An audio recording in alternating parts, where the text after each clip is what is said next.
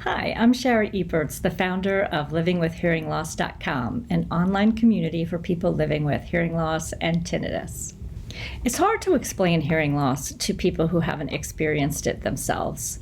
The lack of clarity in speech, the sensitivity to loud noises, and just the overwhelming exhaustion that comes at the end of a hard day of listening. Hearing loss is also an invisible disability, so it's easy to be overlooked, and sometimes it's not taken seriously, even by the people that are closest to you.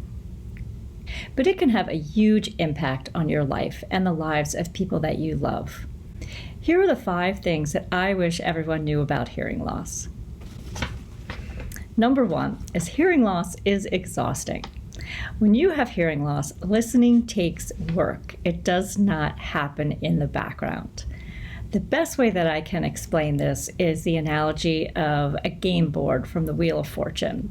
You have some of the letters that are filled in, some are blank, and you're busy trying to make sense of the assorted sounds that you're hearing from these letters while piecing them into a word or a phrase that makes sense in the context of the conversation that you're having. And the conversation doesn't pause while you're doing this, which does make it very tough because you're always playing catch up as your brain is trying to process this information. It takes a lot of effort. Number 2, I am not stupid or rude. In a conversation, I might not follow 100% of what you're saying, and if you ask me a question, I might answer the wrong question. But this doesn't mean I'm stupid. It just means that I didn't hear what you were saying. And in a store, if you say, "Excuse me," or you speak to me without getting my attention and I don't reply, it's not that I'm ignoring you, it's just that I haven't heard what you had to say.